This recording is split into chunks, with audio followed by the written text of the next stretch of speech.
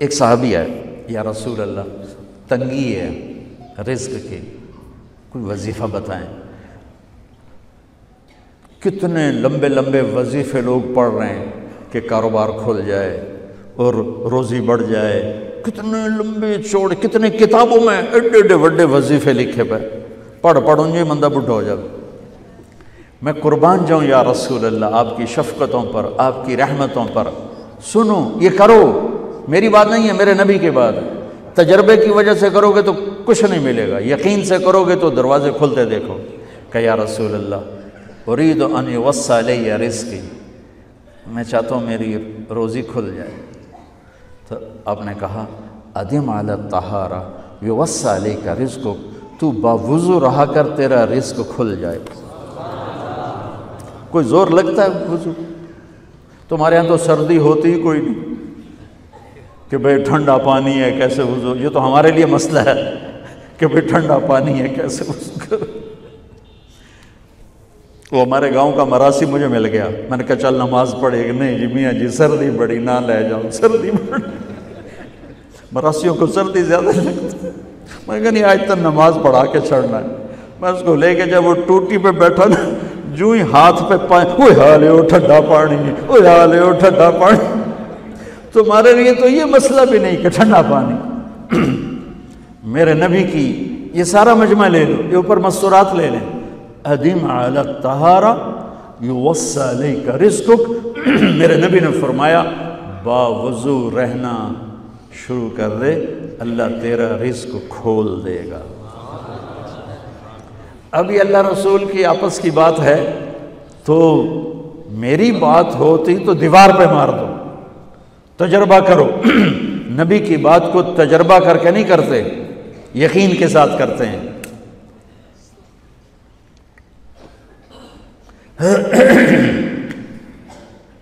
ادم علی الطہارہ یوسع علیک رزقک، باوضو رہا کر۔ اچھا باوضو رہنے کے اور فائدے، اللہ پیار کرتا ہے، شیطان ڈرتا ہے، اور وضو ہوگا تو نماز آپ ہی پڑھی جائے گی، چلو یار وضو ہے 4 فرض ہی پڑھ لو گی۔ ایک دفعہ شیطان آیا ہمارے نبی سے ملنے، تو آپ نے اس سے پوچھا تیرے دشمن کتنے؟ کہنے لگا 15۔ آپ نے فرمایا کون کون ہے؟ کہنے لگا پہلا تو تھوڑا ہی نمبر ہے، پہلا نمبر تو تھوڑے نال میرا لگو ہے۔ پھر کہنے لگا وہ مسلمان جو 24 گھنٹے باوضو رہتا ہے وہ میرا بڑا دشمن ہے۔ جو باوضو رہتا ہے اور باوضو سوتا ہے، ایک فرشتہ اس کے لیے بندگی کا ثواب لکھتا رہتا ہے۔ خیر واپس آتا ہوں، میرے نبی نے فرمایا 4 باتیں لے لو اور دنیا بھی تمہاری آخر، ساری PIA زندہ ہو جائے گی، ساری اکانومی زندہ ہو جائے گی، ساری معیشت زندہ ہو جائے گی۔ 5 بھی نہیں، ایک انگلی بھی آپ نے نیچے کر دی، کہ یہ بس اتنی لے لو۔ حفظ امانت، صدق حدیث، حسن خلیقت، عفت فی طعمت۔ کیا خوبصورت! ساری زندگی کسی کو دھوکہ نہ دینا، دیانت داری۔ میرے ملک کے ادارے کیوں ڈوب گئے؟ دیانت نکل گئی، کھوٹ آ گئی، دھوکہ آ گیا۔ میرے نبی نے کہا حفظ امانت، کبھی امانت میں خیانت نہ کرنا، صدق حدیث، کبھی جھوٹ نہ بولنا، ہمیشہ سچ بولنا۔ میرے نبی نے فرمایا میرا امتی ہر گناہ کر سکتا ہے، 2 نہیں کر سکتا، ایک جھوٹ کبھی نہیں بولے گا، ایک دھوکہ کبھی نہیں دے گا۔ میرے نبی کی 2 صفتیں ہائی لائٹ ہوئیں، صادق اور بولو کیا ہیں؟ کوئی اور بھی تو ہو سکتی تھی، جس سے مشہور کیا، کعبہ قوسین بھی تو ہے، اور ادنا بھی تو ہے، واللیل بھی تو ہے سیاہ زلفوں والا، والضحیٰ بھی تو ہے روشن چہرے والا۔ کس سے مشہور کیا؟ صادق امین۔ اگر آپ مجھ سے سوال کرو، میں ممبر رسول پہ بیٹھا ہوں کہ مولانا صاحب سارے دین کو 2 لفظوں میں بتاؤ، ساری شریعت کو، تو میرے پاس دو لفظ ہیں، سچائی اور امانت داری۔ آپ مجھ سے سوال کرو مولانا صاحب ساری دنیا کے کفر کو بتاؤ، تو میرے پاس دو لفظ ہیں، جھوٹ اور دھوکے بازی۔ جھوٹ اور خیانت، پوری دنیا کا کفر ان کے اندر چھپا ہوا ہے۔ سچائی اور دیانتداری، پوری دنیا کا اسلام اس کے اندر چھپا ہوا ہے۔ دیانت اور سچائی یہ بیج کی طرح ہے، اور پورا اسلام پھر باغ بن کے پھلتا پھولتا ہے۔ جھوٹ اور دھوکہ یہ بھی بیج کی طرح ہے، پھر اس سے کفر کا جنگل کانٹوں بھرا جنم لیتا ہے۔ میرے معاشرے سے جھوٹ نکل جائے، دھوکہ نکل جائے، یہ پاکستان جنت کا ٹکڑا ہے۔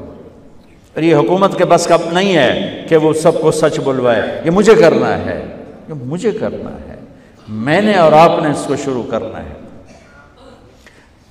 حضرت جریر بن عبداللہ یہ یمن کے شہزادے تھے، آخری حج پہ مسلمان ہوئے۔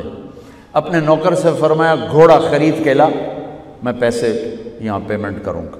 وہ منڈی میں گیا، 300 روپے کا گھوڑا لے کر آیا۔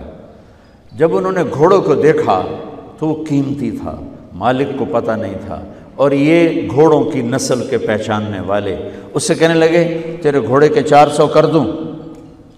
کر دو۔ بڑا حیران ہو کے دیکھنے لگا، بھائی کہ آپ تو مجھے چیز خریدنی ہے تو میں گھٹاتا ہوں،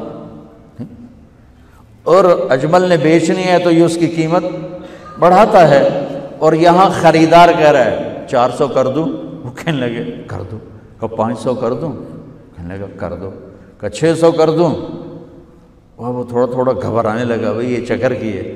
700 کر دوں؟ 800 کر دوں؟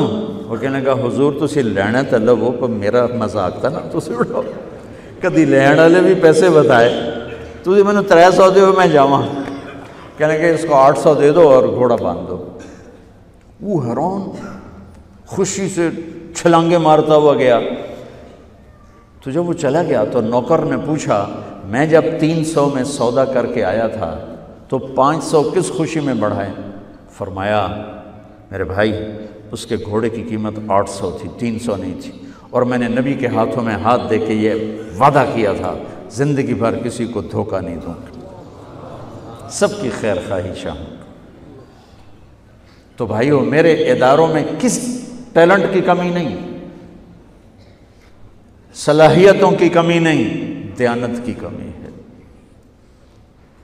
قوت عمل کی کمی نہیں، سچائی کی کمی ہے۔ حجاج بن یوسف ایک ظالم گورنر گزرا ہے، اس کے خلاف بغاوت ہوئی، وہ ناکام ہو گئی۔ تو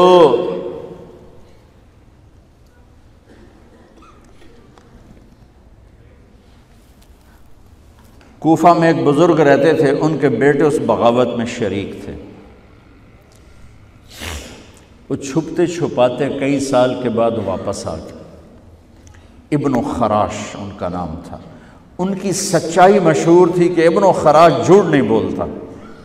حجاج کو پتہ چل گیا CID سے کہ آ گئے، تو اس نے کہا آج ابن خراش کا امتحان ہوگا۔ اس کو کھانے پہ بلایا، عنوان ہی نہیں بنایا تفتیش کا، کھانے پہ بلایا اور کھانا شروع ہو گیا۔